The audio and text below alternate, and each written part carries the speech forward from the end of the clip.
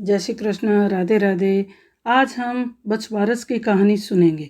भाद्रपद कृष्ण पक्ष की द्वादशी को बछबारस के पर्व के रूप में मनाया जाता है।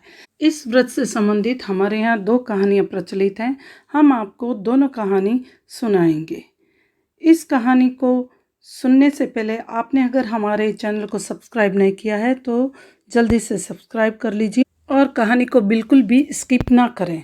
व्रत वाले दिन नहा धोकर सिर धो लिया जाता है और कच्चे वस्त्र धारण किए जाते हैं और जो लड़के की माता हैं वो पूजा की थाली तैयार करती है जिसमें कुमकुम, बाजरी के दाने, पानी का कलश और पिंडोली बनाकर बछड़े वाली गाय की पूजा करने के लिए जाती है और दिन भर वो व्रत का पालन करती है जिसमें वो चाकू और छुरी से कटी हुई वस्तुएं नहीं खाती, मिट्टी के बर्तनों में पके हुए भोजन को नहीं करती। इस दिन पीतल के बर्तनों में पके हुए भोजन को किया जाता है जिसमें साबुत मूंग, मोठ, चावल, बाजरा आदि का इस्तेमाल किया जाता है।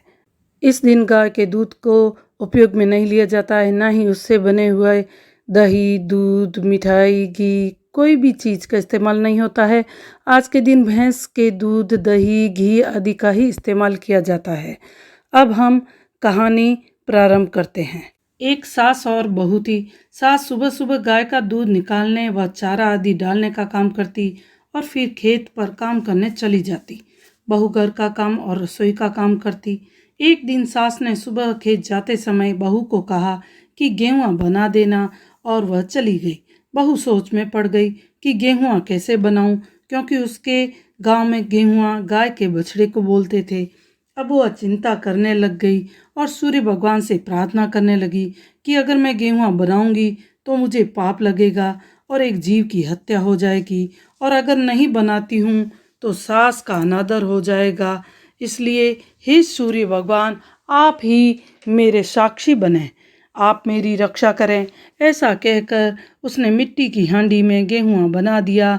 अब शाम हुई तो सास खेत से आई और गाय के दूध निकालने की तैयारी करने लगी। उसने बहू से कहा कि गाय का बछड़ा खोल दे, मैं गाय दूध लेती हूँ। इतना सुनकर बहू असमंजस में पड़ गई कि सुबह तो गेहुआ बनाने को बोला और अब खोलने के लिए कह रहे हैं। वह रोती हुई सूर्य भगवान से प्रार्थना करने लगी कि कहीं मुझसे कोई भूल तो नहीं हुई। आपको ही साक्ष्य रखकर मैंने तो गेहुआ बनाया, अब आप ही कृपा कीजिए और मेरी रक्षा कीजिए। मैं सास को क्या बोलूँगी। उसको रोता देखकर सूर्य भगवान को दया आई और उन्होंने अपनी कृपा दृष्टि से बछड़े को वापस जीवित कर दिया और बछड़ा हांडी को तोड़कर बाहर आ गया और दौड़ता हुआ अपनी माँ के पास चला गया। सास ने बछड़े को देखा कि उसके शरीर से गर्म भाप निकल रही है और गले में हांडी का मुंह लटका पड़ा है, तो उसको बड़ा आश्चर्य हुआ और उसने अपनी बहू से पूछा कि ये क्या हो गया। तो बहू ने अपनी सास को कहा कि मेरे को तो कुछ नहीं पता, मेरे गांव में बछड़े को गेहुआ कहते हैं और आपने सुबह कहा तो मैंने गेहुआ बना दिया और मैंने सूर्य भगवान को साक्षी बनाकर कर दिया। अब आप कह रहे हो कि बछड़ा खोलो, तो मैंने सूर्य भगवान से वापस प्रार्थना की कि मुझे तो नहीं पता था कि गेहुआ किसे कहते हैं। अब आप ही मेरी रक्षा कीजिए और इस पाप को होने से बचाइए। सूर्य भगवान के आशीर्वाद से ये बछड़ा पुनः जीवित हो गया। इतना सुनते ही सास ने अपनी बहू के पैर पकड़ लिए और कहा कि मैं धन्य हूँ जो इतनी सती औरत मेरी बहू बनकर घर में आई। जय श्री कृष्ण, राधे राधे। अब हम दूसरी कहानी सुनेंगे। एक गांव में एक साहूकार रहता था। उसके परिवार में सभी बड़े आराम से रह रहे थे। एक बार उसके गांव में अकाल पड़ गया और अकाल पड़ने पर चारों तरफ हाहाकार मच गया। लोग भूखे मरने लगे। गांव वालों ने भगवान इंद्र को प्रसन्न करने के लिए दान, जप, तप, यज्ञ खूब किए, मगर कोई फायदा नहीं हुआ। उसी समय एक गांव के अंदर मीटिंग बुलाई गई जिसके अंदर गांव के बड़े बूढ़ों ने अपने अनुभव से कहा कि जिस घर के अंदर एक ही माँ के दो पुत्रों की बलि दी जाए तो हमारे गांव में बरसात हो जाएगी और अकाल मिट जाएगा। गांव वाले पता लगाते लगाते साहूकार के घर पहुँचे और साहूकार को सारी बात बताई। अब साहूकार चिंता में पड़ गया कि वो करे तो क्या करे।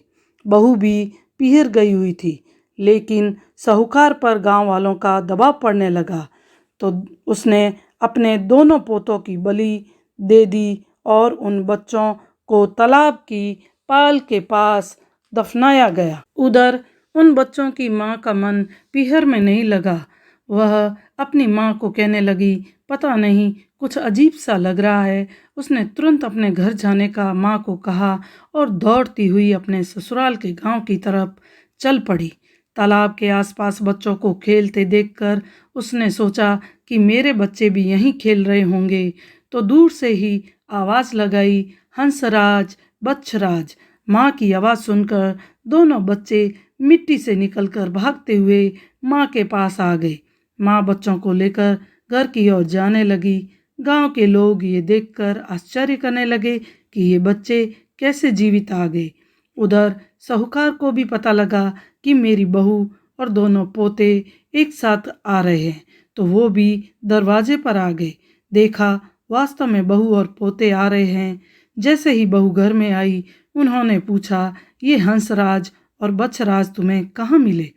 तो बहू ने कहा कि तालाब के पास बच्चों के साथ खेल रहे थे। मैंने आवाज़ लगाई तो दोनों आ गए।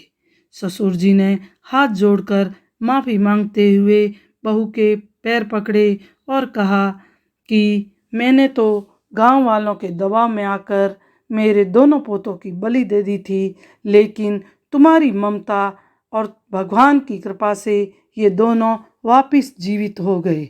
उस दिन से उस गांव की सभी औरतें लड़कों के तिलक करती और उनको लड्डू भेंट करके सूर्य भगवान से उनकी लंबी आयु की प्रार्थना करती हैं।